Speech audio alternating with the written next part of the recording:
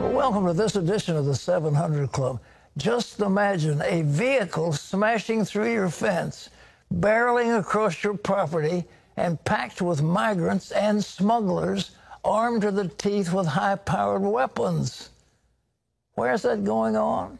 That's what's happening in Texas, at the southern border of the United States. At long last, the vice president has said, quote, "Don't come."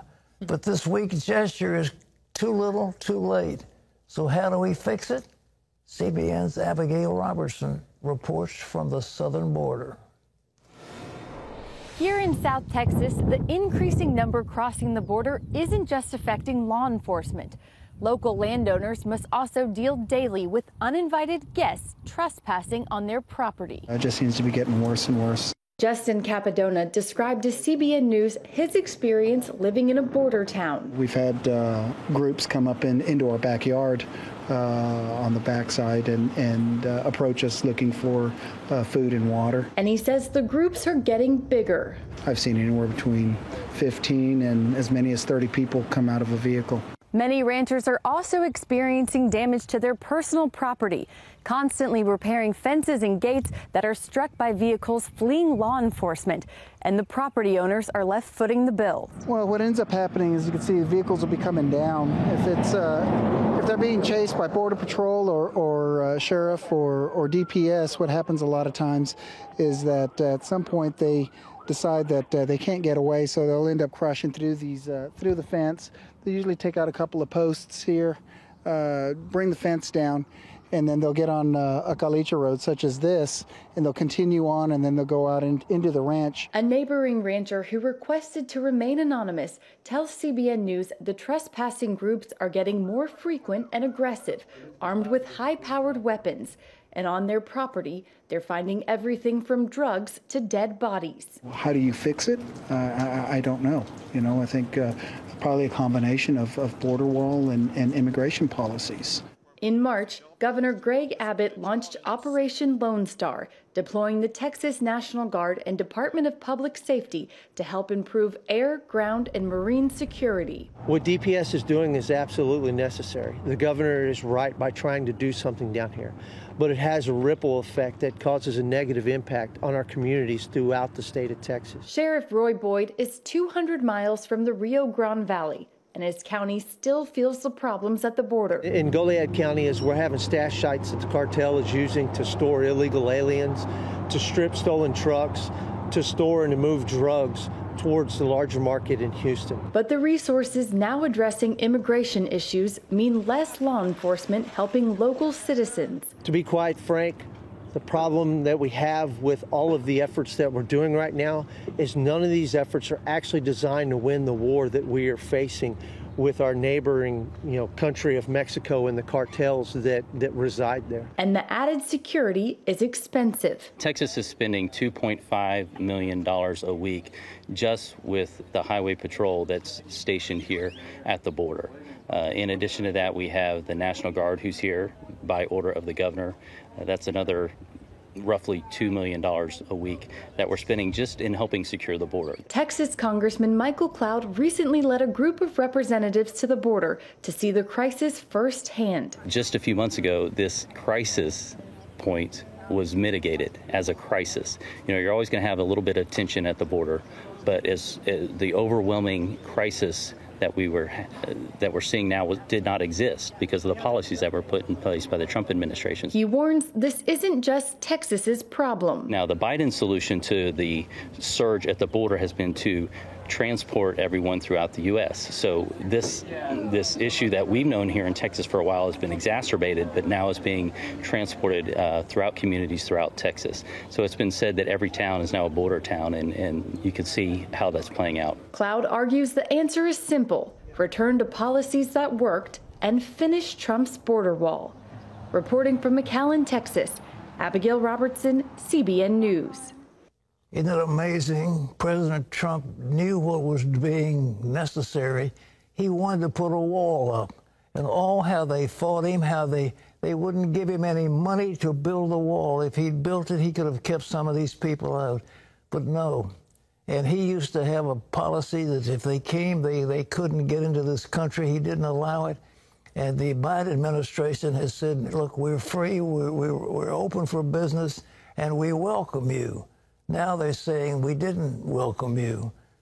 But so President Biden appointed the vice president to take care of the border situation. So did she go to the border? She traveled to Guatemala and Mexico. But why didn't she go to the southern border? And when asked about it, why did she just giggle? Ephraim Graham has more. Pat, Vice President Harris wrapped up her trip to Mexico and Guatemala Tuesday. Critics point out, some from her own party, she still has not visited the border since President Joe Biden tasked her with tackling the migrant crisis. When NBC's Lester Holt asked her why she hasn't been to the border, the vice president gave a contradictory and confusing answer. We've been to the border. So this whole thing about the border, we've been to the border. We've been to the border. You haven't been to the border. And I haven't been to Europe. And I don't understand the point that you're making. I'm not discounting the importance of the border. Administration officials say the vice president's role is to fight the root causes of illegal immigration by working with Latin American leaders to address corruption, crime, and poverty in those nations. Turning now to Virginia, a judge ordered a Loudoun County teacher reinstated after he was suspended for refusing to refer to transgender students by their chosen name and gender. Citing his Christian faith, Tanner Cross told the school board he would never, quote, affirm that a biological boy can be a girl and vice versa. It happened during a board meeting in May over a proposal requiring teachers to address transgender students by their selected names and genders. The judge called the suspension an unconstitutional action, which silenced others from speaking on the issue. And staying in Virginia, Democrat Terry McAuliffe won his party's nomination for governor Tuesday. McAuliffe served as Virginia's governor from 2014 to 2018. He'll face Republican businessman Glenn Youngkin in November's election. McAuliffe called his opponent too conservative for a state that's elected 2 Democratic governors in a row. Youngkin says those governors have made Virginia less safe and less economically competitive. Pat, back to you here. Well, it's an interesting statement. There's some in Virginia that wonder, would it be possible for Virginia to give Loudoun County to Maryland, that it might make a nice transfer? Really? They actually gave the southwestern counties to West Virginia. So, I mean, they say, well, maybe we can give Loudoun away. But this, the Republicans have named a black former student of Regent University as their lieutenant governor running mate. Nice. And Glenn Youngkin is a brilliant economic, moneymaker. He was in charge of a major hedge fund, and he's a very wealthy man and very intelligent.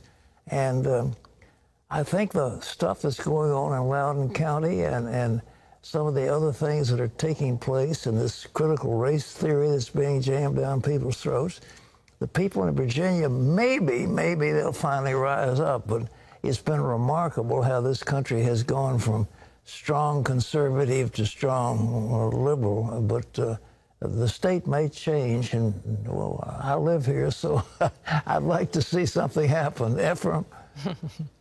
Pat, President Biden begins his first international trip today, departing for the United Kingdom and the G7 summit. He's scheduled to meet with UK Prime Minister Boris Johnson and the Queen.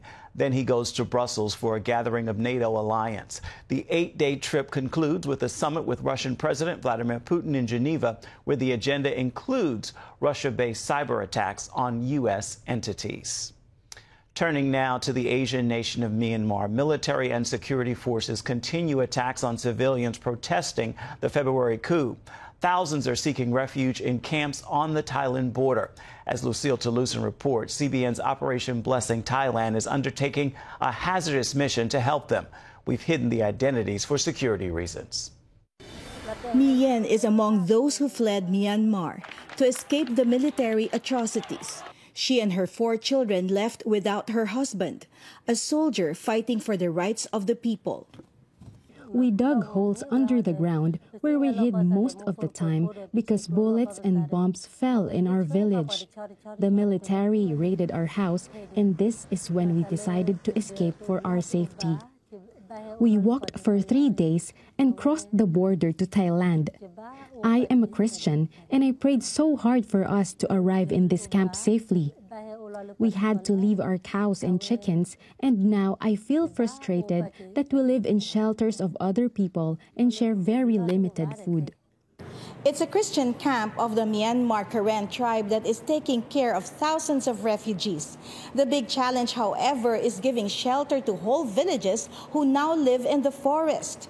With no source of income, they lack food, medicines, and other basic needs. Despite the danger of being caught in the crossfire, a team from Operation Blessing Thailand was able to give much-needed help to the refugees. In coordination with the Karen leaders and soldiers, the Operation Blessing team brought sacks of rice, tents, medicines, and other basic needs to distribute to the refugees living along the border between Thailand and Myanmar. That included crossing this river to provide relief to refugees on the Myanmar side of the border. They also prayed for the refugees, including young students, now training for the Karen National Union Army to fight for the people's government. The military has always been dictators. They want to terminate all tribes or enslave us, disunite all religions. That's because they want to be in power forever. But now we have to make the best efforts to unite and fight the enemy, the military, who has been oppressing the people, killing anyone who is against them. Thank you very much for helping us in this difficult time as we are being persecuted. We have no homes and no money. We face sickness and have no medicines, no roof to protect us from the sun and the rain. As a soldier, Wei Yan feels obligated to protect the refugees and the rest of the people of Myanmar. We need to stand against the coup, though our lives, our health, our economy are suffering. We demand equality and the citizens' rights. Thank you, Operation Blessing, for caring for the needy. The Bible says, I tell you the truth. What you have done to these little ones, you have done to me. I believe God has put your ministry's name in His book of life. May you and your family be filled with blessings. Lucille Talusan, CBN News. What you have done for the least of these, you have done it unto me. Pat? You know, the Karen people go way, way back. They almost have a biblical Christianity, and they've been persecuted terribly.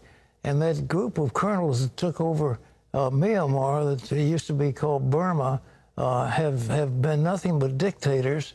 And the fact that people who are Christians are now fleeing from Burma, what they call it Myanmar, into the Karen area. And the Karen have been persecuted, but now they're beginning to stand up. But the thing is, we at Operation Blessing were able to reach out and help those persecuted Christians in Burma who are trying to survive against that deadly military coup.